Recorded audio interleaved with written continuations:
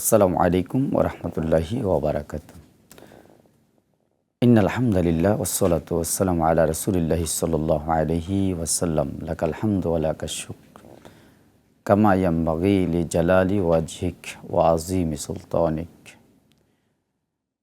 প্রিয় দর্শক, স্বাগত জানাচ্ছি আমাদের সকলের প্রিয় অনুষ্ঠান জিটিভির অনন্য আয়োজন SQ group Din Islam powered by Intech Queens cafe, sponsor Bukhari lungi, Anas travels and tours Comilla, Mohammadia model laboratories limited, BTS family, Hirajhil view এবং সাকিব পাবলিকেশনস। আজ আমরা একটি জীবন ঘনিষ্ঠ বিষয় নিয়ে আলোচনা করব। আর আলোচনা উপস্থাপন করার জন্য একজন অতিথি আমন্ত্রিত হয়েছেন কুমিল্লা পাঠশালা কলেজের সম্মানিত প্রভাষক জনাব মাওলানা আব্দুল কাইয়ুম মিয়াজি আল আমিন মহোদয়কে আমরা আমাদের স্টুডিওতে বরণ করে নিচ্ছি ইনশাআল্লাহ তাআলা। আসসালামু আলাইকুম ওয়া রাহমাতুল্লাহ। ওয়া আলাইকুম আসসালাম ওয়া রাহমাতুল্লাহি ওয়া বারাকাতুহু। কেমন আছেন? আলহামদুলিল্লাহ, আপনি কেমন আছেন? আলহামদুলিল্লাহ, আমিও ভালো আছি। দর্শক, পরিচয় হলো আমাদের অতিথিদের সাথে। তো আজ কী বিষয় নিয়ে কথা বলবো তা তো জানা হলো না। হ্যাঁ, সেই বিষয়টি আমাদের খুবই জরুরি। যেমন নামাজ, রোজা, হজ, যাকাত, সমস্ত ইবাদত, দিন দুনিয়া প্রয়োজনই যা প্রয়োজন, এর মধ্যে অন্যতম প্রয়োজনীয় বিষয় হচ্ছে তা, আর তা হলো কোরআন এর আলোকে পরমাণু। কোরআনের আলোকে পরমাণু বিষয়ে আলোচনা করার জন্য অনুরোধ করছি আমাদের আজকের আমন্ত্রিত অতিথি জনাব মাওলানা আল আমিন আব্দুল কাইয়ুম মিয়াজি মহোদয়কে। ধন্যবাদ। ইন্নাল হামদুলিল্লাহ ওয়াসসালাতু ওয়াসসালামু আলা মান লা নাবিয়্যা মিন বা'দা ওয়া আলা আলিহি ওয়া আসহাবিহি ওয়া বারিক ওয়া সাল্লিম। ধন্যবাদ বিজ্ঞ উপস্থাপক আপনাকে এবং ধন্যবাদ জিটিভিকে, যার মাধ্যমে দেশে এবং প্রবাসী সকলের নিকট ইসলামের জ্ঞান আলো পৌঁছে দেওয়া হচ্ছে। হাজারো দুরূদ প্রেরণ করি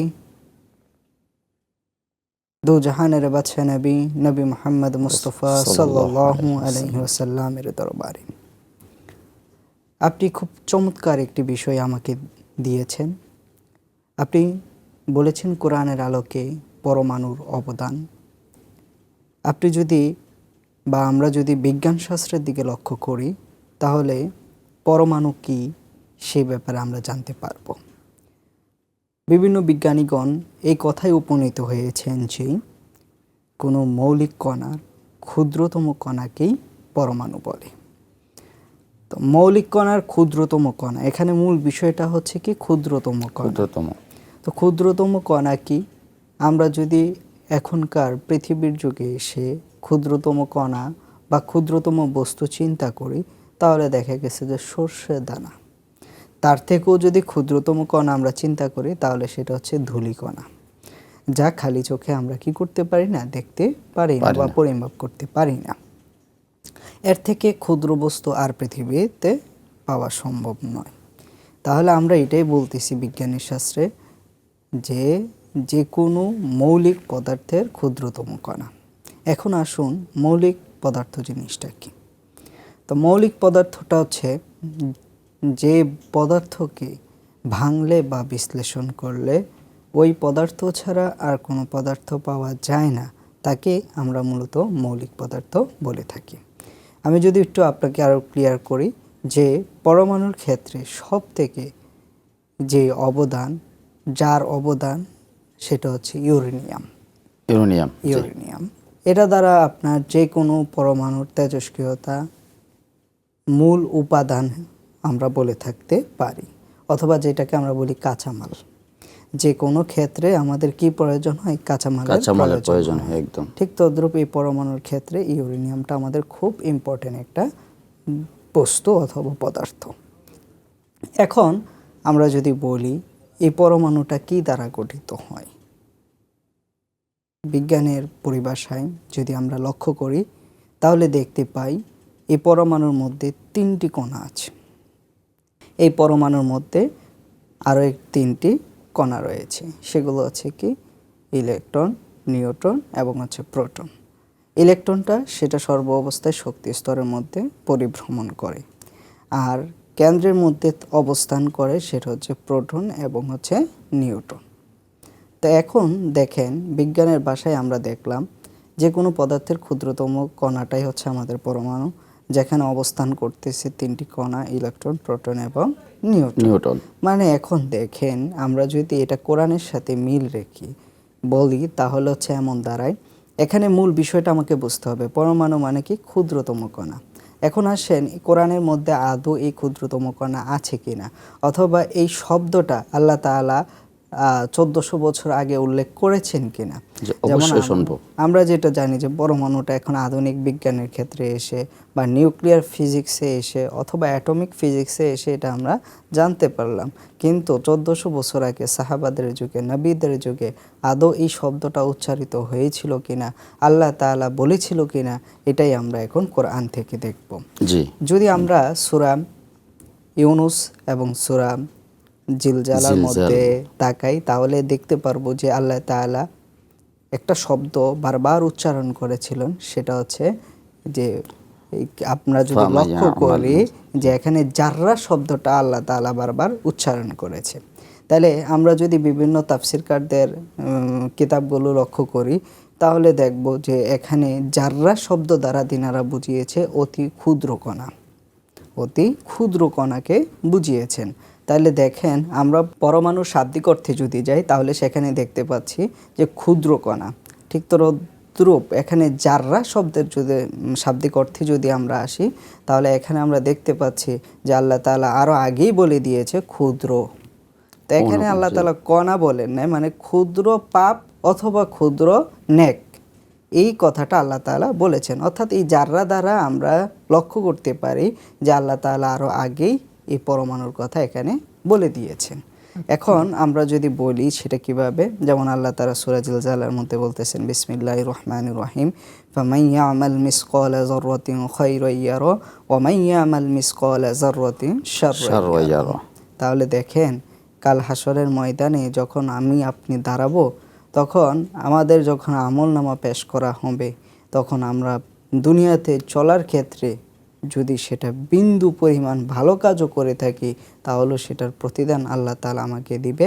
যদি আমি বিন্দু পরিমাণ ক্ষুদ্র পরিমাণ অন্যায় করে থাকি তাহলে তার প্রতিদানও আল্লাহ তাআলা আমাকে দান করবে বা দিবেন। তাহলে আপনি যদি কোরআন এবং এই আধুনিক বিজ্ঞানের সাথে সামঞ্জস্য রাখেন তাহলে এখানে বলতে পারি আমরা যে আল্লাহ তাআলা অনেক আগেই এই পরমাণুর কথা বলে দিয়েছেন। এখন আমরা যদি একটু বলি যে এই পরমাণুটা আমরা কোথায় ব্যবহার করব বা কোন কোন ক্ষেত্রে আমরা এই পরমাণু ব্যবহার করে থাকি, যে ক্ষেত্রে আমরা যদি আরেকটু বলি আপনাকে যে পাপ পুণ্যের হিসাবের ক্ষেত্রেও কিন্তু আল্লাহ তাআলা এই ক্ষুদ্রতি ক্ষুদ্র শব্দটা কি করেছেন, উচ্চারণ করেছেন, ব্যবহার করেছে। তাহলে কিভাবে, যে আপনাকে বলা হয়েছে আপনি যখন বিচার দিবসে যাবেন তখন আপনার ক্ষুদ্র থেকে ক্ষুদ্র যে কোনো জিনিসে আল্লাহ তাআলা আপনাকে কি করবে, প্রদান করে থাকবেন। তাহলে দেখেন এই ক্ষেত্রে যদি আমরা এখানে আরেকটু তাফসীরকারগণ আরও কিছু কথা বলেছেন। এখানে ক্ষুদ্র দ্বারা বুঝিয়েছে আল্লাহ তাআলার কাছে এমন কোনো জ্ঞান নাই যা অজানা। এখানে বিভিন্ন তাফসীরকারগণ ক্ষুদ্র দ্বারা বুঝিয়েছেন আল্লাহ তাআলার জ্ঞানকে। আপনি দেখেন আসমান থেকে জমিন পর্যন্ত যা কিছু আছে সব কিছুর খবর আল্লাহ তাআলা জানেন, এবং আপনার অন্তরে কি চলছে ভালো এবং মন্দ সব কিছুর জ্ঞানই আল্লাহ তাআলা আলিমুন গায়ব, যাকে উপাধি বলা হয়েছে। তাহলে দেখেন আমরা যদি বিজ্ঞানের শাস্ত্রে দেখি পরমাণুটা আমরা কোন কোন ক্ষেত্রে কাজে লাগাতে পারি অথবা আমরা কোন কোন ক্ষেত্রে কাজে লাগাই, আমরা যদি একটু লক্ষ্য করি তাহলে দেখতে পাই যে চিকিৎসার ক্ষেত্রে আমরা এই পরমাণুটা ব্যবহার করে থাকি। কিভাবে, যে তার যে তেজস্ক্রিয়তা আছে সেই তেজস্ক্রিয়তার মাধ্যমে আমরা ক্যান্সারের জীবাণু ধ্বংস করতে পারি, যেটাকে আমরা বলি রেডিও থেরাপি। এরপরে আসেন যে আমরা বিভিন্ন রোগ নির্ণয়ের ক্ষেত্রে আমরা এই তেজস্ক্রিয় রশ্মি অথবা পরমাণুটা ব্যবহার করে থাকি। এরপরে আসেন যে বিদ্যুৎ উৎপাদন ক্ষেত্রে। বিদ্যুৎ উৎপাদন ক্ষেত্রে কিভাবে নিউক্লিয়ার চুল্লি অথবা নিউক্লিয়ার এনার্জি ব্যবহার করে আমরা পরিবেশ বান্ধব বিদ্যুৎ তৈরি করতে পারি বা উৎপাদন করতে পারি। এরপরে আসেন কৃষিক্ষেত্রে। কৃষিক্ষেত্রে কিভাবে কাজ করে, যে কৃষির যে উন্নত যে জাতগুলো আছে এবং বিভিন্ন যে পোকামাকড়গুলো আছে সেগুলোকে আমরা ইউভি লাইট দ্বারা অর্থাৎ এই তেজস্ক্রিয় রশ্মি দ্বারা আমরা এগুলোকে কী করি, ধ্বংস করে থাকি। এরপরে কলকারখানার ক্ষেত্রে বিভিন্ন যে সকল যন্ত্রপাতিগুলো আছে সেগুলো যে চলতে চলতে একটা সময় যেগুলো ঝঙে ধরে যায় অথবা অকেজো হয়ে যায়, সেগুলো সচল করার ক্ষেত্রে আমরা মূলত এই পরমাণুটা ব্যবহার করে থাকি। তারপর যদি মোস্ট ইম্পর্টেন্ট যেটা, সেটা হচ্ছে প্রতিরক্ষার ক্ষেত্রে। তো প্রতিরক্ষার ক্ষেত্রে আমরা কিভাবে এটা তৈরি করি বা এটা কিভাবে ব্যবহার করি, সেটা হচ্ছে আমরা মিসাইল একটা নাম জানি। এই মিসাইল তৈরি করার ক্ষেত্রে আমরা এই পরমাণুটাই ব্যবহার করে থাকি। আপনি যদি 1400 বছর আগে একটু ফিরে যান, যেখানে সাহাবায়ে কেরামগণ যুদ্ধ করতেন রাসূল সাল্লাল্লাহু আলাইহি সাল্লামের সাথে, তখন বিজ্ঞান এত উন্নত ছিল না। তখন কোরআন এর আমল দ্বারা অথবা তিনাদের যে সকল সরঞ্জামগুলো ছিল সেগুলো দ্বারাই তিনারা যুদ্ধ করেছেন এবং বিভিন্ন কাফেরদেরকে তিনারা শহীদ বা মেরে ফেলেছেন, বিভিন্ন কাফেরদেরকে মেরে ফেলেছেন। তো আমরা যদি একটু দেখি যে তখনকার সময়ে তরোয়াল, ডাল এগুলো ব্যবহার করা হতো। ছোড়ার ক্ষেত্রে যেমন বল্লম নিক্ষেপ করা হতো, তীর ছোড়া হতো। তাহলে আমরা যদি ওই শাস্ত্র থেকে লক্ষ্য করি, যেমন একটা তীর একটা নির্দিষ্ট লক্ষ্যকে ছেদ করে বা লক্ষ্যকে টার্গেট করে সে কি করে, ওই লক্ষ্যবস্তু পৌঁছানোর চেষ্টা করে, ভেদ করে। তাহলে আমরা যদি মিসাইলটাও দেখি, তাহলে মিসাইলটার ক্ষেত্রেও কিন্তু একই রকম হয়। যেমন সেটা আগে কি করে, একটা বস্তুকে লক্ষ্য করে, তারপর এটাকে ছোড়া হয়, সেই ওই বস্তুটাকে কি করে, ধ্বংস করে দেয়। তো আপনি যদি প্রতিরক্ষার ক্ষেত্রে, আমরা এই জিনিসটা খুবই ইম্পর্টেন্ট বিষয়।